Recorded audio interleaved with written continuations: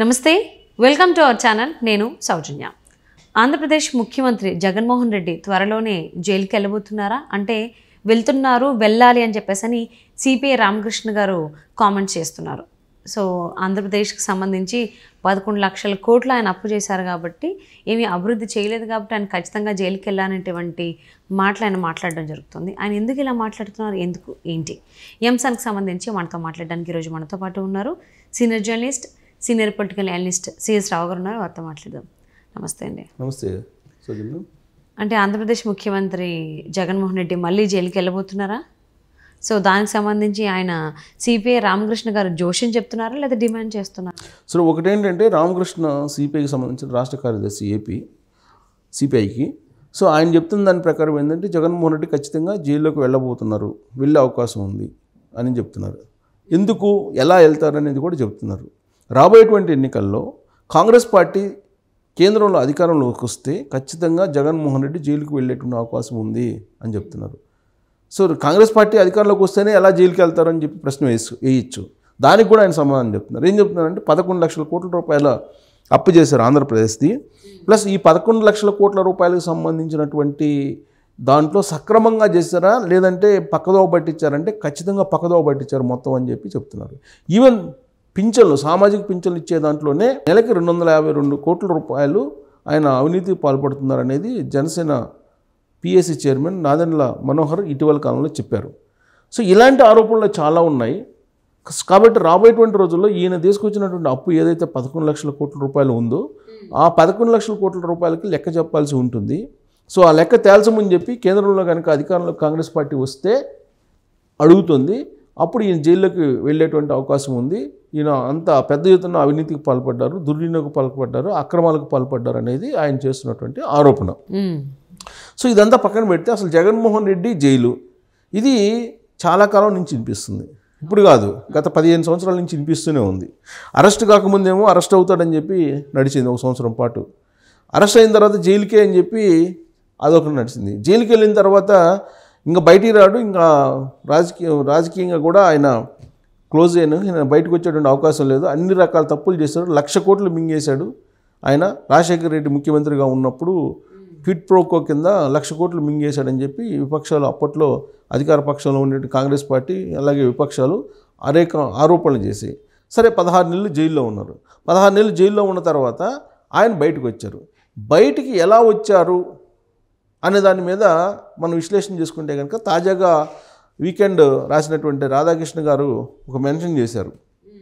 ఏం మెన్షన్ చేశారంటే అప్పుడు కాంగ్రెస్ పార్టీలో కీలకంగా ఉన్నటువంటి అహ్మద్ పటేల్ని రహస్యంగా కలిసినందువల్లే నీకు బెయిల్ వచ్చిందా రాలేదా అనేటువంటి ఒక ప్రశ్నలు లేవనెత్తారు ఆయన వీకెండ్లో, రాధాకృష్ణ ఆర్కే వీకెండ్లో.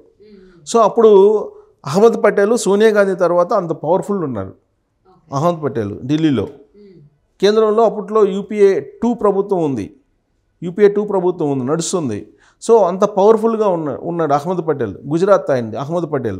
సో అహ్మద్ పటేల్ అంత పవర్ఫుల్ ఇంకొకళ్ళు ఉంటాడు. అహ్మద్ పటేల్ అత్యంత సన్నిహితుడు వైఎస్ రాజశేఖర రెడ్డికి. కాబట్టి వైఎస్ ఫ్యామిలీని కూడా కొంచెం ఆయన సాఫ్ట్ కార్నర్లను చూస్తారు. అదే సాఫ్ట్ కార్నర్ని బేస్ చేసుకొని అహ్మద్ పటేల్ ద్వారా లాబింగ్ చేసుకొని బెయిల్ తీసుకొచ్చుకున్నారా లేదా అనేటువంటి ఒక ప్రశ్న ఇప్పుడు రాధాకృష్ణ గారు వీకెండ్లో. సో ఎందుకు లేవనెత్తున్నారు దీన్ని అంటే అప్పట్లో వాస్తవంగా తెలుగుదేశం పార్టీకి సంబంధమే లేదు. జగన్మోహన్ రెడ్డి కేసుకి తెలుగుదేశం పార్టీకి ఎలాంటి సంబంధం లేదు. తెలుగుదేశం పార్టీ ప్రతిపక్షంలో ఉంది ఆంధ్రప్రదేశ్లో, ఉమ్మడి ఆంధ్రప్రదేశ్లో. కానీ చంద్రబాబు నాయుడు ప్రోద్బలంతో చంద్రబాబు నాయుడు చీకట్లో చిదంబరాన్ని కలిశాడు. చీకట్లో చిదంబరాన్ని కలిసిన తర్వాతనే జగన్మోహన్ రెడ్డి అరెస్ట్ అయ్యాడు, జైలుకి పోయాడు అని చెప్పి అప్పట్లో ఈ మొత్తాన్ని చంద్రబాబు నాయుడు మీద నెట్టేటువంటి ప్రయత్నం చేశారు. ఇప్పుడు కూడా అదే ప్రయత్నం చేస్తున్నారు, అదే ఆరోపణలు కూడా చేస్తున్నారు వైఎస్ఆర్ కాంగ్రెస్ పార్టీ వాళ్ళు. ఇటీవల కాలంలో రాజమండ్రి చాంట్ల జైలుకి రిమాండ్కి వెళ్ళిన సందర్భంగా చంద్రబాబు నాయుడు అప్పుడు కూడా వైఎస్ఆర్ కాంగ్రెస్ పార్టీ వాళ్ళు ఏం చెప్పారు, 16 నెలలు జగన్మోహన్ రెడ్డిని జైల్లో పెట్టించారు కదా, ఇప్పుడు ఒక 6 నెలలు ఉండటానికి ఏంది, 3 నెలలు ఉండటానికి ఏంటి అని ఒక సెటైర్లు వేయడం జరిగింది. మీడియా ముందుకు వచ్చి చాలామంది మాజీ మంత్రులు కూడా అలాంటి సెటైర్లు వేయడం జరిగింది. ఈవెన్ అసదుద్దీన్ ఓవైసీ కూడా ఆయన రిమాండ్కి పంపించినప్పుడు రెస్పాండ్ అయ్యాడు. జగన్ పంపించారు కదా, అప్పుడు జగన్ పంపించినప్పుడు లేదా, ఇప్పుడు ఈయన పంపిస్తే ఏంటి తప్పేంటి అనే యాంగిల్లో మాట్లాడారు. సో అందుకే ఇప్పుడు జగన్మోహన్ రెడ్డికి జైలుకి సంబంధం ఏంటంటే, జగన్మోహన్ రెడ్డి జైలుకి వెళ్ళారు, 16 నెలల తర్వాత ఎలా బయటకు వచ్చారు, అహ్మద్ పటేల్ తోటి లైజనింగ్ చేసుకొని లాబింగ్ చేసుకుని బయటకు వచ్చారనేది ఒకటి వినిపిస్తుంది. సో బెయిల్ మీద ఉన్నారు, 10 ఏళ్ల క్రితం బెయిల్ తీసుకొచ్చుకున్నారు, 10 ఏళ్ల నుంచి బెయిల్ మీదే ఉన్నారు. బెయిల్ మీద ఉన్నటువంటి క్రమంలో ప్రతి శుక్రవారం సిబిఐ కోర్టుకి హాజరు కావాలి. సిబిఐ కోర్టుకి హాజరవుతూ వచ్చారు. ఈలోపు 2019 ఎన్నికలు వచ్చినాయి. 2019 ఎన్నికల్లో జగన్మోహన్ రెడ్డి గెలవడం జరిగింది, అధికారంలోకి వచ్చారు, సీఎం అయ్యారు. సీఎం అయిన తర్వాత శుక్రవారం నాకు రావడానికి వీలు పడదు, ప్రతి శుక్రవారం నాకు ఖర్చు అవుతుంది, ఖర్చు ఎక్కువ అవుతుంది, ఆంధ్రప్రదేశ్ నుంచి ఇక్కడికి వచ్చేటప్పటికి కొన్ని కోట్ల రూపాయలు ఖర్చు అవుతుందని చెప్పడంతో కోర్టు వ్యక్తిగత హాజరు నుంచి మినహాయింపు ఇవ్వడం జరిగింది. ఇలా ఇప్పటికి కూడా ఆయన బెయిల్ మీదే కంటిన్యూ అవుతున్నారు.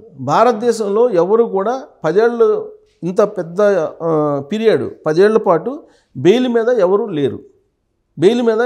లేరు. బెయిల్ కనుక లిఫ్ట్ చేస్తే, ఈయనకి ఇచ్చినటువంటి బెయిల్ రద్దు చేస్తే ఇమీడియట్గా ఈయన జైలుకి పోతారు. ఆల్రెడీ ఇప్పటికే దాదాపు 38,000 కోట్ల రూపాయలు విలువైనటువంటి అక్రమాలకు పాల్పడ్డారని ఛార్జ్షీట్లోనే సిబిఐ పొందుపరిచింది. ఈడీకి సంబంధించినటువంటి ఛార్జ్షీట్లు ఉన్నాయి, సిబిఐకి సంబంధించినటువంటి ఛార్జ్షీట్లు కూడా ఉన్నాయి. వాటి మీద డిశ్చార్జ్ పిటిషన్లు వేసుకుంటూ వస్తున్నారు. ఆ డిశ్చార్జ్ పిటిషన్ని ఛాలెంజ్ చేయాలి సిబిఐ తరఫున లాయర్లు లేదంటే సిబిఐ అధికారులు ఛాలెంజ్ చేయట్లేదు. సో ఛాలెంజ్ చేయకుండా ఒక లైజనింగ్, మళ్ళీ కొత్త లైజనింగ్ మొదలుపెట్టారు. దీని వెనక కేంద్ర ప్రభుత్వం ఉంది, నరేంద్ర మోడీ అభయహస్తం ఉంది, నరేంద్ర మోడీ కాపాడుతున్నారని చాలా కాలంగా వినిపిస్తూ ఉంది. ఇప్పుడు దేశవ్యాప్తంగా జరుగుతుంది ఏంది, ఎవరిని కావాలంటే వాళ్ళని సిబిఐ చేత అరెస్ట్ చేయించడం, లేదంటే ఈడీ దాడులు చేయించడం, లేదంటే ఐటీ దాడులు చేయించడం, ఇవన్నీ జరుగుతున్నాయి. కాబట్టి నరేంద్ర మోడీకి ఆయన అనుంగు శిష్యుడిగా లేదంటే అనుచరుడిగా ఉన్నారు కాబట్టి ఆయన సేఫ్గా ఉన్నాడు. రాబోయేటువంటి రోజుల్లో కాంగ్రెస్ పార్టీ అధికారంలోకి వస్తే దేశంలో ఇమీడియట్గా జగన్మోహన్ రెడ్డి జైల్లోకి వెళ్ళిపోతారనేది ఇప్పుడు సిపిఐ ఏపీ రాష్ట్ర కార్యదర్శిగా ఉన్నటువంటి రామకృష్ణ చెబుతున్నటువంటి మాట రాజకీయ కోణం నుంచి. సో అవే కాకుండా పాత కేసులు కాకుండా కొత్తవి కూడా చాలా ఉన్నాయి. ఆంధ్రప్రదేశ్లో ఇసుక సంబంధించినటువంటి అవకతవకలు అక్రమాలు జరిగాయి, మద్యానికి సంబంధించినటువంటి అక్రమాలు జరిగాయి. అలాగే 1 సెంటు భూమి అని చెప్పి పేదలకు అని చెప్పి దాంట్లో కూడా భూమి సేకరణలో అక్కడ కూడా తప్పులు జరిగాయి. ఇవన్నీ కూడా జగన్మోహన్ రెడ్డిని జైల్లో పెట్టించడానికి ఉన్నటువంటి ఆధారాలు అనేది రామకృష్ణ చెప్తున్నారు. సో జైలుకి వెళ్ళాలంటే ఆయన చెప్పేది ఏంటంటే రాబోయేటువంటి రోజుల్లో 2024 ఎన్నికల్లో కాంగ్రెస్ పార్టీ ఢిల్లీ పీఠంలో ఎక్కాలి, ఢిల్లీ పీఠం ఎక్కగానే ఈయన అరెస్ట్ అవుతాడని చెప్పి చెప్తున్నాడు ఆయన. అది మరి ఆ రోజుకి కాంగ్రెస్ పార్టీకి అవసరమైతే మళ్ళీ జగన్మోహన్ రెడ్డిని కాపాడుతుందని అంటే ఆ ఈక్వేషన్ చెప్పట్లే ఆయన. కాంగ్రెస్ పార్టీ అధికారంలోకి వస్తే ఖచ్చితంగా జైలుకి వెళ్తారని చెప్పి చెబుతున్నాడు. ఎందుకు చెప్తున్నాడు ఆయన? ఇండియా కూటమిలో సిపిఐ కూడా ఉంది. ఓకే, ఇండియా కూటమిలో సిపిఐ కూడా ఉంది, సిపిఐ ఉంది, సిపిఎం ఉంది, 28 పార్టీలు ఉన్నాయి ఇండియా కూటమిలో. సో ఇండియా కూటమిలో అధికారంలోకి వస్తే అని చెప్పి ఆయన చెప్పట్లా, కాంగ్రెస్ పార్టీ అధికారంలోకి వస్తే అని చెప్తున్నారు. ఇక్కడ చిన్న పొలిటికల్ లీడర్స్ ఏ మాట మాట్లాడినా కానీ లాజిక్ గమనించాలి. మనం తెలంగాణ తీసుకుంటే కాళేశ్వరం సిట్టింగ్ జడ్జి అన్నారు. సో ఇప్పుడు బీఆర్ఎస్ పార్టీ కాంగ్రెస్ పార్టీ హ్యాపీగా పబ్లిక్ని కొంచెం మిస్మరైజ్ చేస్తూ కాలం గడుపుతూ ఉన్నాయి. అలాగే సిపిఐ రామకృష్ణ కూడా ఏమంటున్నారు, రాబోయేటువంటి రోజుల్లో కాంగ్రెస్ అధికారంలోకి వస్తే కేంద్రంలో జగన్మోహన్ రెడ్డి అరెస్ట్ అవుతాడని చెప్తున్నారు. కాంగ్రెస్ సింగిల్గా వచ్చే అవకాశం ఉందా? ఇప్పుడున్న పరిస్థితుల్లో ఛాన్సే లేదు. వస్తే కూటమి రావాలి, ఇండియా కూటమి రావాలి. సో అప్పుడేమంటారు, ఇండియా కూటమి వచ్చింది, కాంగ్రెస్ రాలేదు కాబట్టి జగన్మోహన్ రెడ్డి అరెస్ట్ కాలేదని చెప్తారు. అంటే ఒక ఆప్షన్ పెట్టుకుంటారు రాజకీయ నాయకులు ఎప్పుడు కూడా.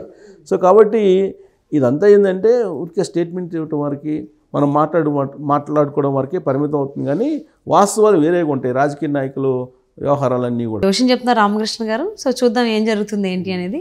And thank you so much for spending your valuable time with us, CS Rao గారు.